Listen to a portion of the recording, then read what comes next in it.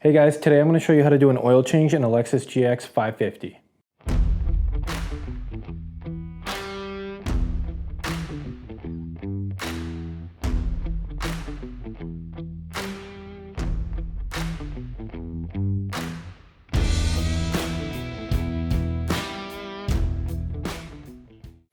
Okay, before we get started, let's go over some of the tools and parts that you need to complete the job. So first we have oil here. We need OW20 oil. Any brand will work. I'm using Mobile. That's just because that's what my Costco had. Then you need an oil filter. You can get this from your local Lexus or Toyota dealership. I'll put the part number in the description. You'll need an oil plug gasket. It's like a little blue washer thing. You can also get that from your dealer.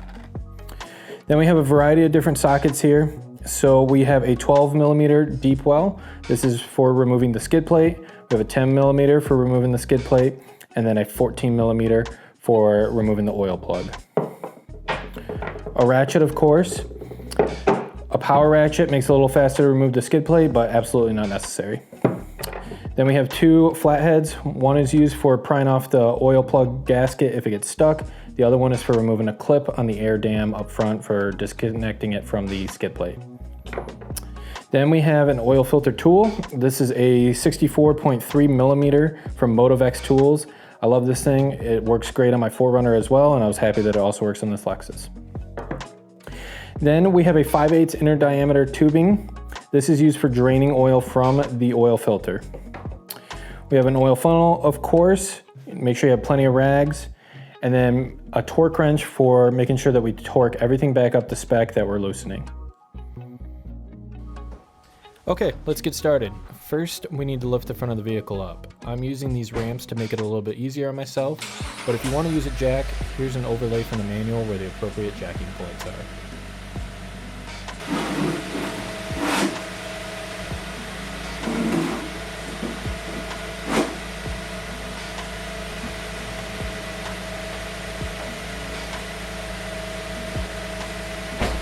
Once you have the vehicle lifted, make sure that you have the parking brake set and you have the back wheels chalked for safety.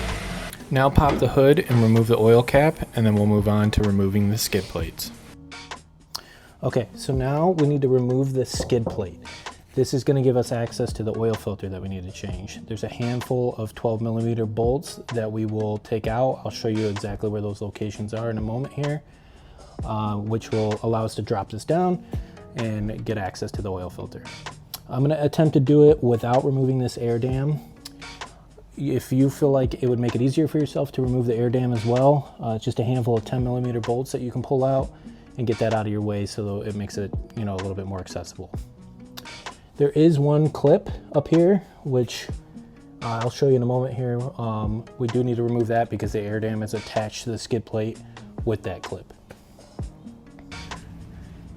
Okay, so we have four 12mm bolts located here, here, and then in these slots here. On these ones, you'll either need a deep well or an extension in order to reach those. Then we've got two 10mm bolts, one located here, one located over here, that will also need to come out to disconnect from the air dam. Lastly, we have a clip here. Just take a flathead, pop that out, and that will finish the disconnect from the air dam to the skid plate. At which point, then you can take this and drop it down and you'll have access to the oil filter. So as you can see here, it is a little bit tricky to get this out without removing the front air dam, but it's definitely possible. I do think going forward, I'll still not remove the front air dam, but if you're finding it particularly challenging, go right ahead and remove that. Okay, so now we're gonna go ahead and drain the oil. So what we're looking at here is the bottom of the oil pan. We're gonna take that oil plug, we're gonna remove it and drain out all the oil. Take your 14mm socket and your ratchet and break the oil plug loose. Do not completely remove it yet, as oil will start to flow immediately. Once you have it broken loose, you can then take your hand and slowly start to turn it out until it feels like it's about to release. And then as soon as it releases, pull it out quickly away in order to try to avoid getting as much as possible on your hands.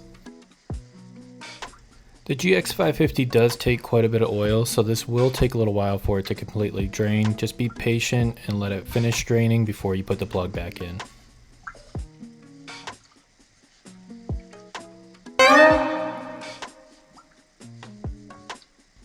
Now that the oil has completed draining, we can go ahead and put the oil plug back in. Make sure to remove the old oil plug gasket and replace it with the new one as shown here.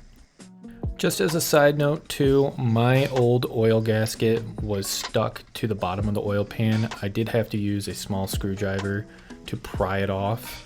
You may find the same. Go ahead and screw the oil plug back into the oil pan. Just do it snug for right now. We'll come back around later to torque it to spec.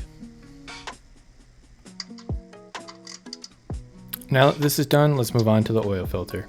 Take your 5/8 inner diameter tubing and connect it to the bottom of the oil filter drain pan. Then take your oil filter tool and your ratchet and put it onto the oil filter assembly.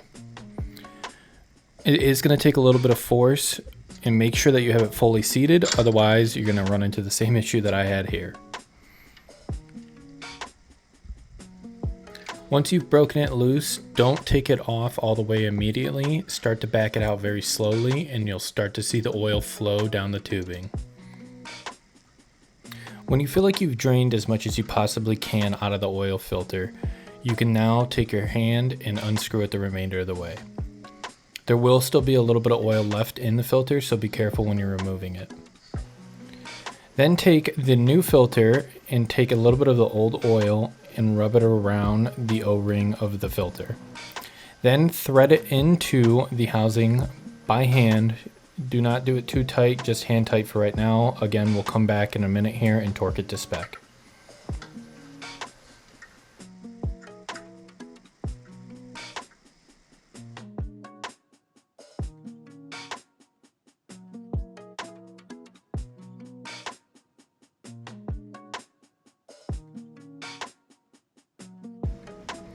Take your torque wrench and tighten the oil filter down to 13 foot-pounds.